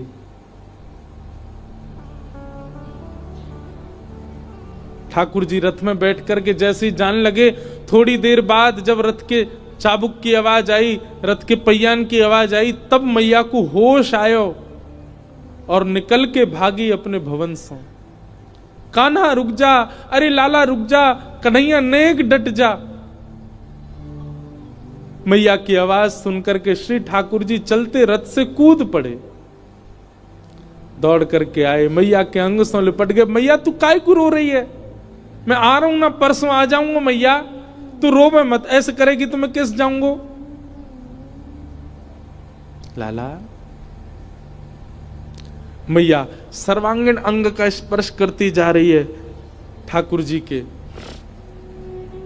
और कह रही है लाला मोए जो पता ही तू गोपीन ते झूठ बोले, तू गालन ते झूठ बोले, सबन ते झूठ बोल ले, लेकिन आज तू मोते झूठ बोल रहा है। मुझको सब पता चल गई लाला, तू मेरो लाला ना है, तू तो देवकी को लाला है। कंस से रक्षा के काजे अक्रूर जी महाराज तो मेरे पास छोड़ गए, वसुदेव जी महाराज तो मेरे पास छोड़ गए। 11 वर्ष 56 दिना तक मैंने तेरो पालन पोषण कियो, मक्खन खावे के काजे तो को छड़ी दिखाई, उखल में बांध दियो, कभी तेरे पीछे छड़ी लेकर के भागी, कभी तेरो कान मरोड़ दियो, कभी तेरो हाथ जोड़ते पकड़ लियो लाला, ऐसो कोमल से मेरो लाला। आज मुझको ग्लानी है रही है, मैंने क्यों कियो ये सब? नाय मैया, तू मेरी मैया है, तू सब कर सके, तो को सबरो अधिकार है, तू अबई मोको मार ले मैया, तो को सब अधिकार है मैया, मैं तेरो ही तो हूं। लाला तेने बहुत प्रेम दियो मोको, तेने बहुत स्नेह दियो मोको, पर मैं इतनी निष्ठुर नहीं हूं कि एक मैया के प्रेमास्पद को हमेशा के लिए अपने पास रख लूंगी। मैं भी तो मां हूं, मैं भी तो समझूं कि बालक के बिछुड़वे को कष्ट कहा हुआ, आज समझ रही हूं।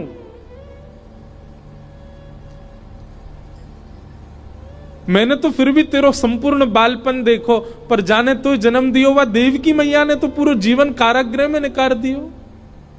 और आज भी अगर मैं तो को रोक लूंगी लाला, तो मैं देवकी के संग बहुत बड़ा अत्याचार करूंगी। वैसे तो में मेरे प्राण बसे, है सके कि तू यहां तक गयो और शायद है सके कि मैं जीवित हूं ना बचूं लाला, लेकिन अब समय देवकी को प्रसन्न करवे को है। तू जा, मुझको एक वचन देके जा लाला, तू देवकी को नहीं बताइयो मैंने तेरो हाथ पकड़ो, कान मरोड़े, तो को उखलते बांधो, और दूसरो वचन देके जा लाला। कहा तो को जब भी खबर पड़े कि यशोदा मरणासन अवस्था में है, वह समय आ जाइयो मेरे पास, तो को निहार लूंगी, तो को देख लूंगी लाला, तो चैन ते प्राण चले जाएंगे मेरे।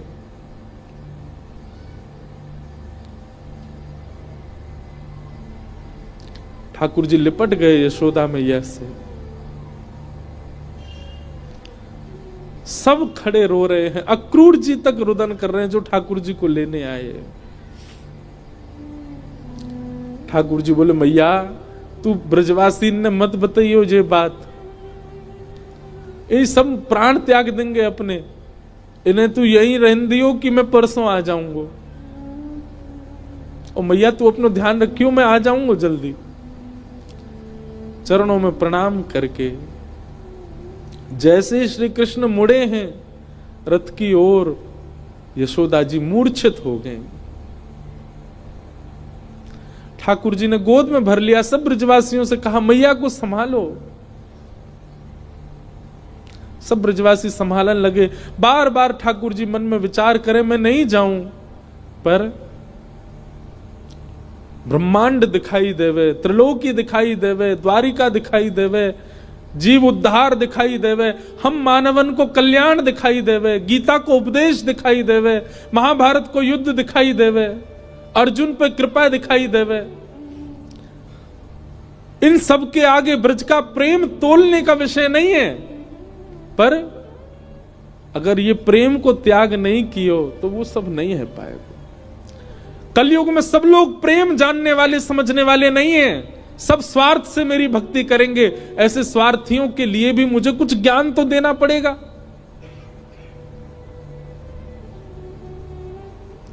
बंधु, हमारे ब्रज के ब्रजवासी पता है क्या कहते हैं?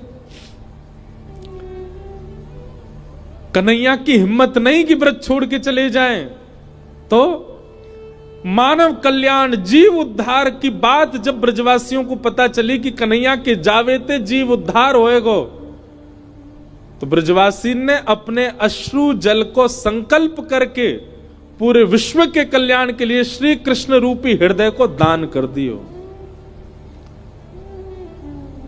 जैसे दान किया जाए अपनी बहुमूल्य वस्तु को, ऐसी ब्रजवासी ने अपने अश्रु जल को हाथ में लेकर के पूरे विश्व के कल्याण के लिए कि जाओ पूरा विश्व अपना कल्याण कर लो, इनकी वाणी सुन के, इनकी लीला सुन के, इनके वचन सुन करके सब लोग तृप्त है जाओ, वैकुंठ और स्वर्ग के गामी बन जाओ।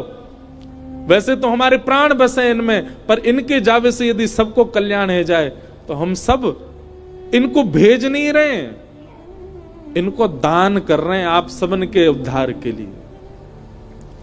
ब्रजवासियों ने दान किया है श्री कृष्ण का विश्व को, नहीं तो कृष्ण हिल नहीं सकते वृंदावन से बिना ब्रजवासियों की इच्छा से।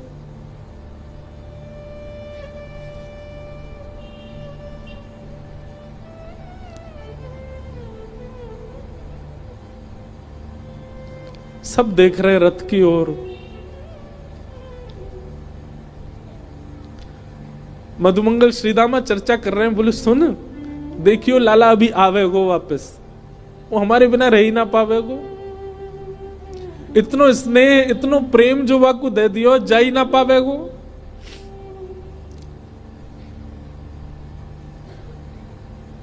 मधुमंगल बोलो श्रीदामा पर ये जा रो है, ये आना रो लौट के। आज हमें लाला पे संशय ना है रो, हमें अपने प्रेम पे संशय है रो कि क्यों ना आ रो जी लौट के। रथ दिखता रहा खड़े रहे, ध्वजा दिखती रही खड़े रहे, और जैसे ही रथ दिखना बंद हुआ, ध्वजा दिखनी बंद हुई, नहीं आए ठाकुर जी लौट के। असंख्य ब्रजवासी वहीं मूर्छित हो गए ठाकुर जी को बिना देखे।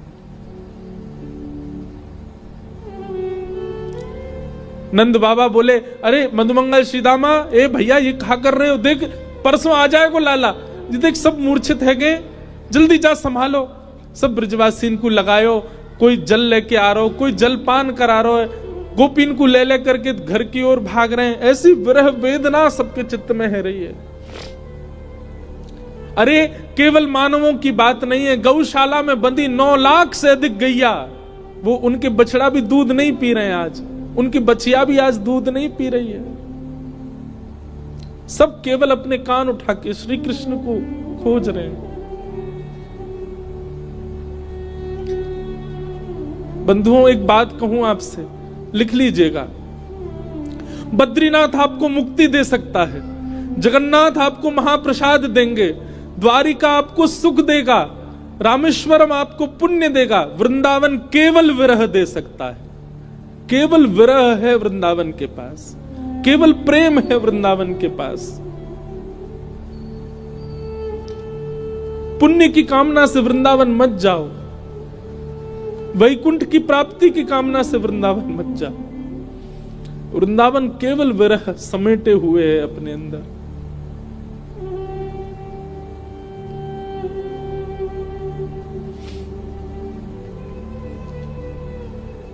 हमारे ब्रज में कहते हैं वृंदावनम परित्यज्य पादमेकम न गच्छति। श्री ठाकुर जी वृंदावन छोड़ के एक पग भी बाहर नहीं रखते।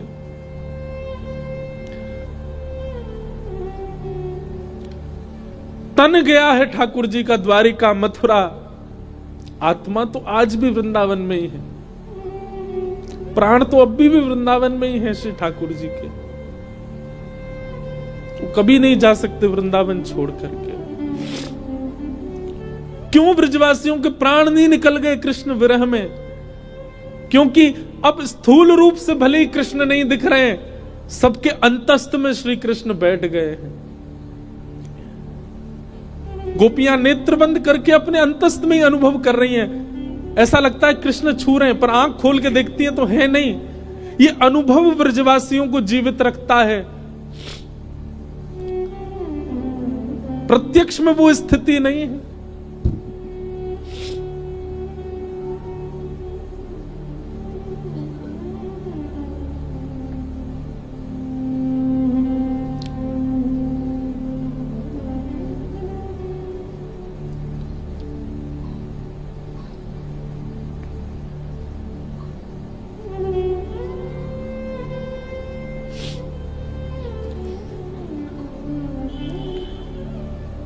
ठाकुर जी मथुरा पहुंचे। मथुरा आकर के श्री ठाकुर जी ने कुबला पीड़ हाथी का वध किया। अब ठाकुर जी की लीला में आपको ऐश्वर्य ज्यादा दिखेगा, क्योंकि प्रेमी श्री कृष्ण तो वृंदावन ही रह गए। ऐसा भी कहूं कि ठाकुर जी का स्वभाव वृंदावन में रह गया, अब प्रभाव आगे आ रहा है। वो चंचलता, वो मधुरता, वो प्रियता, अब सब ठाकुर जी ने उसको गौड़ कर लिया। अब ठाकुर जी परब्रह्म की भांति लीला कर रहे हैं, मानो अपने परब्रह्मत्व पर ही ठाकुर जी को क्रोध आ रहा है कि मैं क्यों हूं जिसके कारण मुझे ब्रज छोड़ना पड़ा। कुबला पीड़ हाथी का वध कर दिया। जितने मल्ल थे कंस के कंस के रणभूमि में सबको मार दिया ठाकुर जी ने। और 50 सिड्डी ऊपर बैठे हुए कंस को देखा। एक छलांग मार करके ठाकुर जी उसके पास पहुंच गए। दोनों भुजाओं में कंस को उठा करके पृथ्वी पर पटक दिया। गिरते ही कंस के प्राण निकल गए। भगवान तुरंत कारागृह की ओर दौड़े। बंधु, एक बात कहूं, ठाकुर जी का एक खेल है, विरह और संयोग, संयोग और वियोग। जिस किसी को भी संयोग का अनुभव हो रहा है, तैयार रहना, वियोग आएगा जीवन में, क्योंकि ये खेल है श्री कृष्ण का। वो ऐसे ही करते हैं, जिसको संयोग देते हैं उसको वियोग देते ही हैं। और जो कोई भी रुदन कर रहा है, जिसके भी चित्त में वियोग, जिसके भी जीवन में वियोग है, परेशान मत होना, एक दिन संयोग होगा। 11 वर्ष 56 दिन पहले छोटे से एक दिना के ठाकुर जी मैया को छोड़ के चले गए। उनको वियोग दे दिया। कहां तो इतना बड़ा संयोग दिया कि उनके गर्भ से प्रकट हुए, और गर्भ से प्रकट होते इतना बड़ा वियोग दे दिया कि मैया रोती बिलखती छोड़ गए।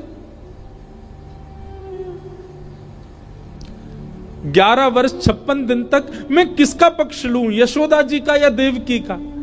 देवकी मैया रोज कारागृह में खिड़की पे खड़ी हो जाती है। ऊपर साधन नहीं है तो जबरदस्ती घड़े पे घड़ा रख के या कोई ऐसी व्यवस्था करके खिड़की के ऊपर खड़ी हो जाती है, और वहां से वृंदावन से आने वाले लोगों को बुलाती है। बोले सुनो, कहां ते आ रहे हो? बोले हम तो वृंदावन ते आ रहे हैं। अच्छा, तुमने वृंदावन में कुछ देखो? अरे बड़ी सुंदर लता गुल्म, यमुना जी, ऐसी रेणु, ऐसी गैया, ऐसे गोप ग्वाल। देवकी मैया बोले सबसे सुंदर कहा है वृंदावन में? मैया सबसे सुंदर तो यशोदा को लाला है। अरे मैया कैसो चले, कैसी बात बनावे, कैसे नैन मटकावे, वाक्य अंदर तो ऐसी सुगंधी आवे। अरे हम तो सांची पूछो, हम तो भैया देखवे जामे। द्वार वहीं खिड़की पे खड़ी खड़ी देवकी रुदन करती है, मैं कब देखूंगी अपने लाला को? काश इन्होंने यशोदा की लाला की जगह एक बार कह दिया हो तो देवकी को लाला। उनका विरह कम नहीं है। 11 वर्ष 56 दिन कहां ब्रजमंडल में इतना आनंद, इतना सुख, इतने उत्साह। कई लोग मुझे बोलते हैं ठाकुर जी क्यों, कितना बुरा किया ठाकुर जी ने ब्रजवासियों के साथ। ठाकुर जी को देवकी का विरह दिखाई दे रहा है। जहां लाखों नर नारी आनंद कर रहे थे, वहीं एक कारागृह में बैठकर के सिसक सिसक के रो रही है देवकी। पता चला जब देवकी को कि मेरे लाला ने गिरिराज जी उठाए हैं, 7 दिन तक अन्न जल नहीं पाया, केवल जल पी करके व्रत कर रही है कि मेरे लाला स्वस्थ रहे, मेरे लाला को कोई पीड़ा नहीं हो। जैसी पता चलती कोई राक्षस वृंदावन चलो गयो है, देवी की मैया उसी समय तप में बैठ जाती। हे विधाता, आप जैसे कहेंगे वैसे जीवन जीऊंगी, पूरी युवावस्था मैंने जेल में निकाल दी, बस मेरे लाला को स्वस्थ रखी हूं, प्रसन्न रखी। आज 11 वर्ष 56 दिन बाद उस कारागृह में चंदन की सुगंधी आ रही है। उस कारागृह की ओर एक प्रकाश आ रहा है। जैसे देवकी मैया ने कारागृह के द्वार से झांक करके देखा, श्याम वर्ण है, मधुर कटाक्ष नेत्र हैं, अद्भुत अधरामृत है, घुंघराले केश हैं, सुंदर पटका डाले हैं श्री ठाकुर जी, त्रिभंग लली श्याम सुंदर, टेढ़ी सी चाल चलते भय आ रहे हैं मैया की ओर। जैसे ही मैया ने देखा, देखते ही मैया तो न्योछावर हो गई लाला पे। मेरो कन्हैया आ गयो, मेरो लाला आ गयो। जेल के भीतर ही नृत्य करने लगी। ठाकुर जी दौड़े मैया के पास, ताला खोल के भीतर प्रवेश किया। मैया ने अपने अंक में भर लिया। 2 बार मूर्छित हो गई देवकी, ठाकुर जी को अंक में भर के। ठाकुर जी ने बहुत स्नेह किया। मैया ने लाला को हाथ पकड़ लिया और पकड़ करके बोली, लाला अब तू नहीं जाएगा मुझे छोड़ के, कहीं नहीं जाएगा, कभी नहीं जाएगा, वचन दे मुझको, नहीं तो प्राण त्याग दूंगी। ठाकुर जी के चित्त में यशोदा का भी स्मरण होता है। देवकी मैया, मैया मैं तो वचन दे रहा हूं, अब नहीं जाऊंगा, अब तेरे पास आ गया, तेरे पास ही रहूंगा मैं। श्री कृष्ण का विरह कौन सुनाता है? श्री कृष्ण का विरह कौन गाता है? उनकी वेदना कौन समझ पाता है?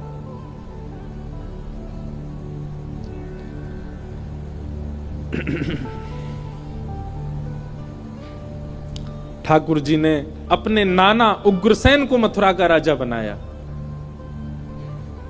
और माता पिता से आज्ञा मान करके बोले, पिताजी अब मैं अध्ययन की इच्छा है मेरे चित्त में, आपकी आज्ञा हो तो मैं पढ़ने जाऊं। वसुदेव देवकी की आज्ञा से श्री ठाकुर जी सांदीपनी गुरुकुल अवंतिका उज्जैन पढ़ने के लिए गए और वहां सांदीपनी उपाध्याय के यहां श्री ठाकुर जी ने संपूर्ण शिक्षा ग्रहण की। वहीं ठाकुर जी को सुदामा नाम के मित्र मिले। लौट करके भगवान आए, उद्धव जी महाराज को वृंदावन भेजा, गोपियों के साथ उद्धव जी का संवाद हुआ। जरासंध ने मथुरा के ऊपर चढ़ाई कर दी, भगवान ने 17 बार उसको हरा दिया। 18वीं बार जैसे ही चढ़ाई की, भगवान रण छोड़ करके भाग गए। बोलो रण छोड़ राय भगवान की। रण छोड़ करके ठाकुर जी विश्वकर्मा को आज्ञा कर दी, एक नई नगरी का निर्माण करो, और समुद्र के बीचों बीच स्वर्ण की नगरी बनी जिसका नाम पड़ा द्वारिका।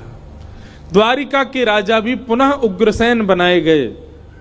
भगवान प्रधानमंत्री हैं, परंतु पूरी द्वारिका ठाकुर जी को ही राजा मानती है।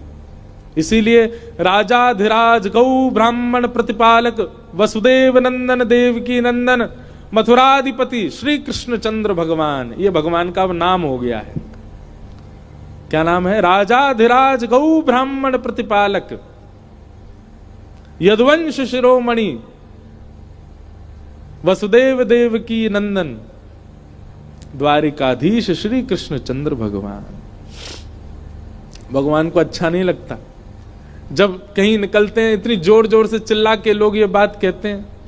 ठाकुर जी मन ही मन सोचते हैं, कोई एक बार कह दो नंद जी को लाला, कोई एक बार कह दो ब्रज को कन्हैया, कोई एक बार कह दो गैयान को गोपाल, कोई एक बार कह दो गोविंद।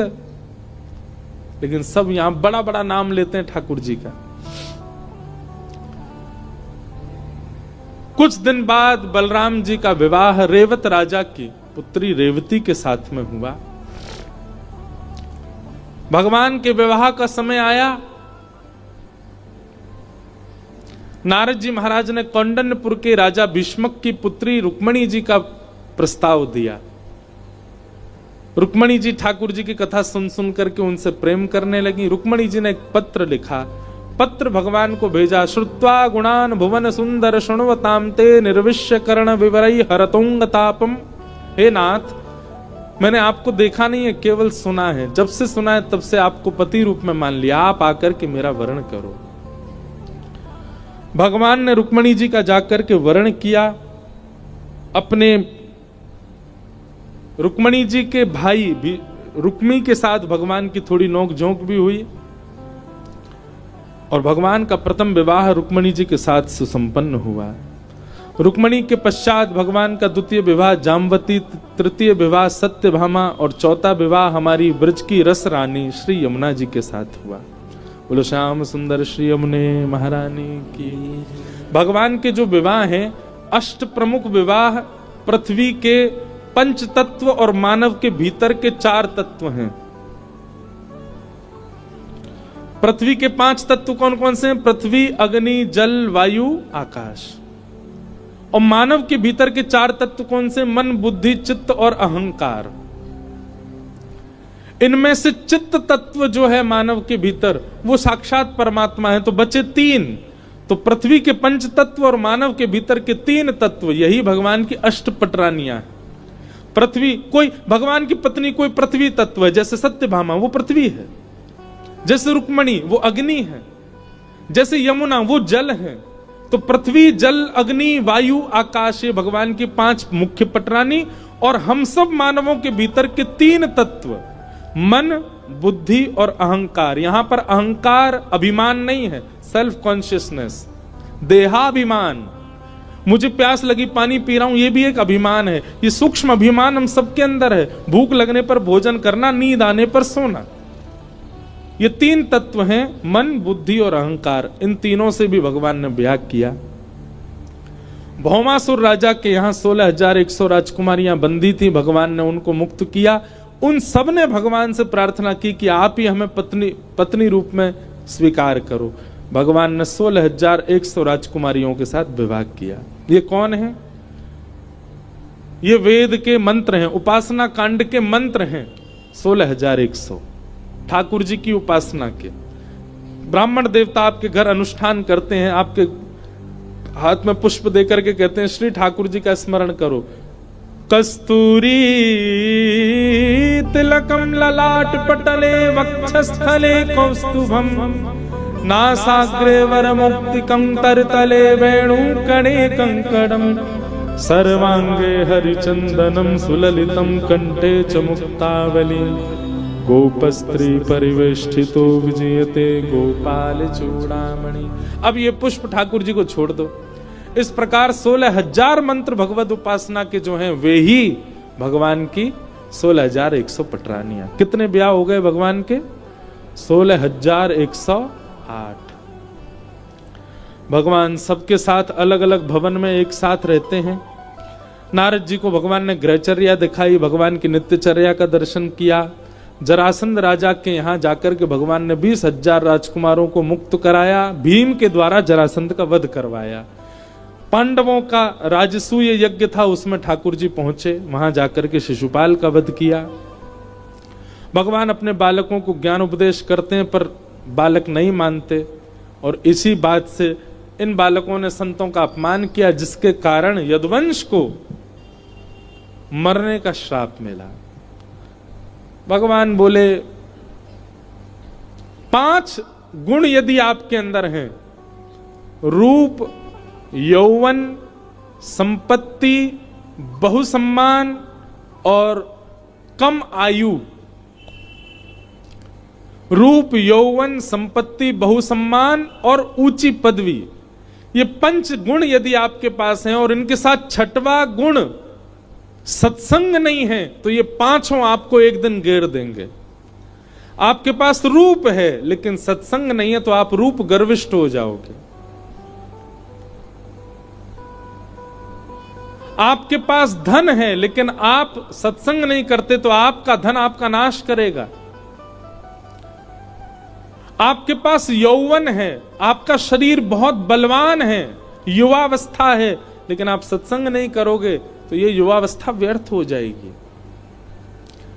आपकी कम उम्र में बहुत सम्मान हो रहा है, बहुत कर रहे हैं, प्रेम कर रहे हैं लोग, लेकिन आपके जीवन में सत्संग नहीं है, तो आपका कम उम्र में सम्मान पाना विष के समान।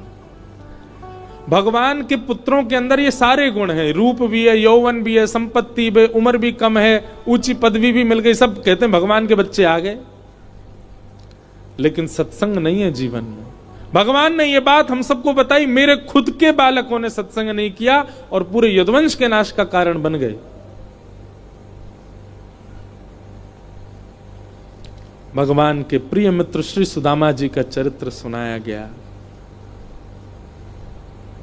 यदुवंशियों में आपस में एक दिन युद्ध हुआ, लड़ झगड़ करके सब लोग आपस में मरते चले गए।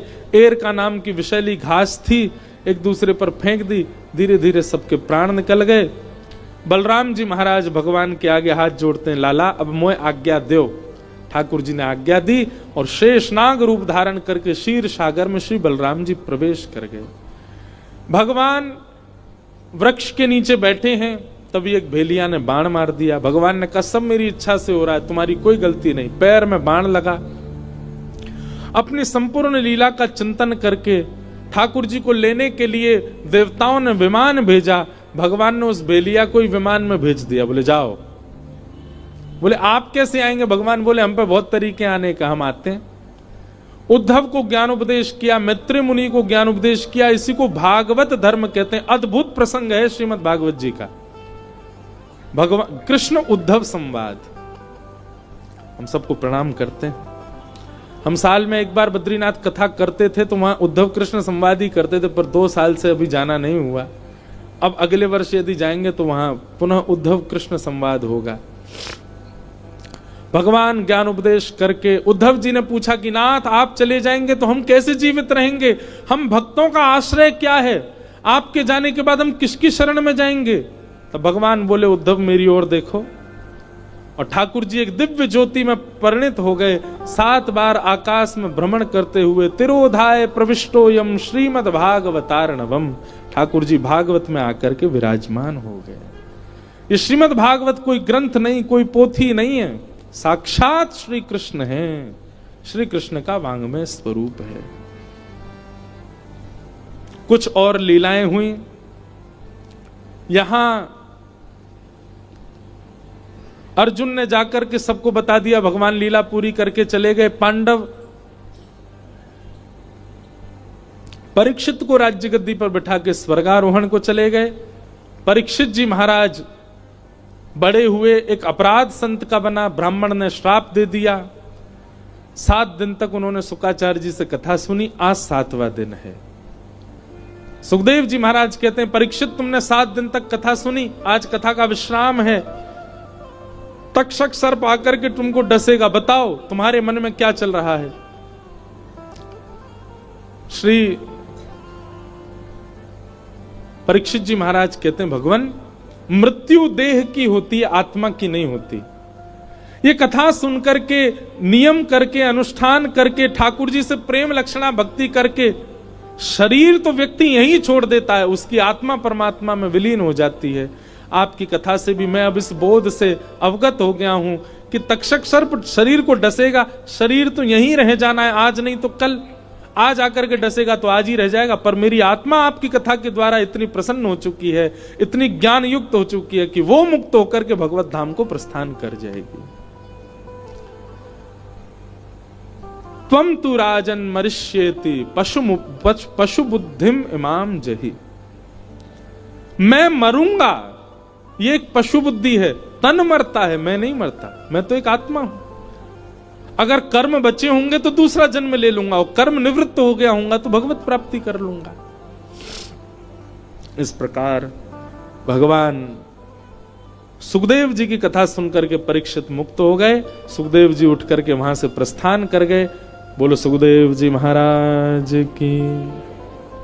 सुखदेव जी व्यास मंच छोड़ करके वन की ओर प्रस्थान कर गए। तक्षक सर्प ने आकर के स्पर्श किया, राजा परीक्षित का देह जल गया और उनकी आत्मा दिव्य आत्मा हो गई, और विमान में आरूढ़ होकर सबको दिखते हुए, सबको दर्शन देते हुए श्री परीक्षित जी महाराज भगवत धाम को प्रस्थान कर गए। बोलो भागवत महापुराण की जय। यहाँ पर और भी कई प्रसंग हैं, सबको हम प्रणाम करते हैं। मार्कंडेय ऋषि ने प्रलय का दर्शन आदि किया, सबको हम वंदन करते हुए श्रीमद् भागवत जी का अंतिम श्लोक सब लोग मेरे साथ 3 बार दोहराएंगे। नाम संकीर्तनम यस्य, नाम संकीर्तनम यस्य, सर्व पाप प्रणाशनो, सर्व पाप प्रणाशनो, प्रणामो दुःख समनः, प्रणामो दुःख समनः, तम नमामि हरिम परम। तम नमामि हरिं। सुन करके सब लोग बोलो और बिल्कुल शुद्ध उच्चारण कीजिए भागवत जी का अंतिम श्लोक, विश्राम श्लोक। नाम संकीर्तनम यस्य, नाम संकीर्तनम यस्य, सर्व पाप प्रणाशनो, सर्व पाप प्रणाशनो, प्रणामो दुःख समनः, प्रणामो दुःख समनः, तम नमामि हरिम परम। तम नमामि हरिं परम्। नाम संकीर्तनम यस्य, नाम संकीर्तनम यस्य, सर्व पाप प्रणाशनो, सर्व पाप प्रणाशनो, प्रणामो दुःख समनः, प्रणामो दुःख समनः, तम नमामि हरिम परम। तम नमामि हरिं परम्। नाम संकीर्तनम यस्य सर्व पाप प्रणाशनो, प्रणामो दुःख समनस्तम नमामि हरिम परम। जिन भगवान का नाम इतनी सामर्थ्य रखता है कि उस नाम का आश्रय लेने वाला अपने समस्त प्रकार के पापों से मुक्त होता चला जाता है, ऐसे प्रभु श्री नाम के आश्रय को हम बारंबार प्रणाम करते हैं। बंधुओं, हापुड़ की ये कथा आज विश्राम हो रही है। आप सब लोग खूब भक्ति में आगे बढ़ो, खूब वृंदावन से प्रेम करो। जीवन में कभी ऐसा कुछ नहीं करना जिससे ठाकुर जी नाराज हो जाएं। और तो रूठें भले रूठें, पर तुम मत रूठो मालाधारी। भैया रूठ जाएं, दीदी रूठ जाएं, पिताजी रूठ जाएं, मैया रूठ जाए, पति रूठ जाए, बच्चे रूठ जाएं, ठीक है चलेगा, संसार रूठ जाए, पर हमारे श्याम सुंदर नहीं रूठें। ऐसी कोई क्रिया हमसे ना बने, इसका ध्यान रखना। आज तक यदि बनी है तो अब ना बने, ऐसा संकल्प ले लो। खूब कथा सुनो। हम पुनः बहुत जल्दी आप सबके मध्य में आएंगे। इन 7 दिनों में हमारी वाणी से कोई अपराध बना हो, हमने किसी को कुछ ऐसा कह दिया हो जिससे उसको बुरा लगा हो, हमारी कोई बात अच्छी ना लगी हो, आप सब लोग क्षमा करिएगा। हमारे पूज्य भगवत धाम वाले पूज्य बड़े महाराज जी, छोटे महाराज जी, बस यही प्रार्थना है गंगा मैया से, ऐसे ही महाराज जी हमको प्रेम करते रहें, बुलाते रहें, हम भी आते रहें। आप सब हापुड़ वासियों को जय श्री कृष्ण, श्री कृष्ण, जय सिया राम। जय श्री राम। एक भाव गा करके आज की कथा को विश्राम करते हैं। हो बाला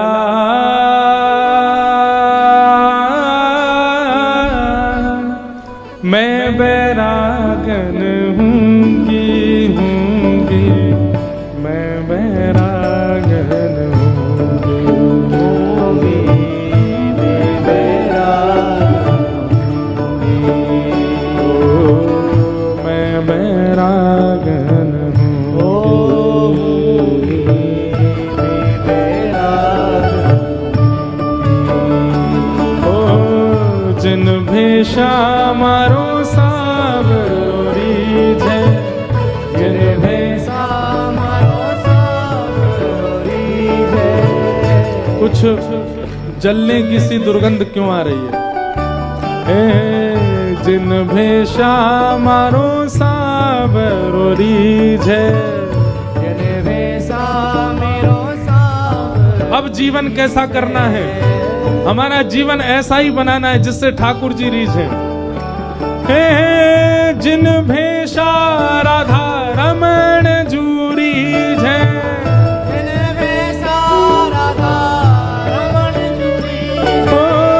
जिन भेषा राधा वल्लभ जूरी है,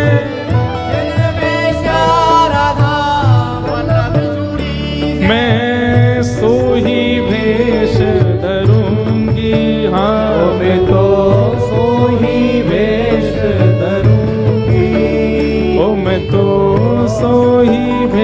वेश धरूंगी हो मैं तो सोही वेश धरूंगी। देखो हमने तो कथा जा हमारी जल्दी पूरी करी, 12:30 बजे हमारा हेलीकॉप्टर लेके जाएगा, वो 1 बजे आएगा। अब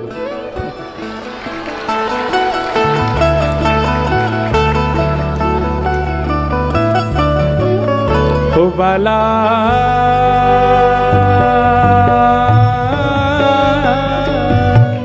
मैं बैरागन हूँगी मैं बैरागन हूँगी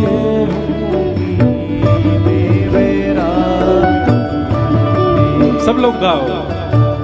प्राण हमारा वहाँ बसत है, प्राण हमारा बसत है, प्राण हमारा वहाँ बसत है, प्राण हमारा बसत है। ओ यहाँ तो खाली को, यहाँ तो खाली को। हापुड़ में तो आप सबका तन घूमता है, मन तो श्री वृंदावन में ही है सबन को, प्राण तो सबके वृंदावन में ही बस रहे हैं। मात पिता परिवार सोई है, मात पिता परिवार सोई है, हाँ मात पिता परिवार सोई है, मात पिता परिवार सोई है। कहिए तिनका तोड़ वाला, कहिए तिनका तोड़, हाँ बाला कहिए तिनका तोड़ वाला, कहिए तिनका तोड़। अरे हाँ मैं बैरागन मैं बैरागन होंगी, मैं बैरागन होंगी। मैं बैरागन श्यामा हृदय कमल सो प्रगटो, श्यामा हृदय कमल सो प्रगटो, श्री श्यामा हृदय कमल सो प्रगटो, श्यामा हृदय कमल सो प्रगटो। और श्याम हृदय तू वृंदावन प्यारो वृंदावन, ओ वृंदावन प्यारो वृंदावन, हे श्री वृंदावन मेरो वृंदावन, श्री वृंदावन मेरो वृंदावन। सब सुख सागर रूप उजागर रहे वृंदावन धाम, सब सुख सागर, सब लोग गाओ। पे उजागर रहे वृंदावन धाम। हे रूप गोस्वामी प्रगट कियो जहाँ, रूप गोस्वामी प्रगट कियो, श्री रूप गोस्वामी प्रगट कियो जहाँ, रूप गोस्वामी प्रगट कियो, राधा गोविंद रूप निधान, वृंदावन प्यारो वृंदावन, वृंदावन प्यारो वृंदावन, हे श्री वृंदावन मेरो वृंदावन, वृंदावन मेरो वृंदावन। रूप गोस्वामी प्रगट किया जहाँ, रूप गोस्वामी प्रगट कियो, राधा गोविंद रूप निधान, वृंदावन मेरो वृंदावन। वृंदावन मेरो वृंदावन। देखो सब लोग वहाँ पीछे वाली स्क्रीन पर देखो, गोविंद देव जी बोलो, राधा गोविंद देव की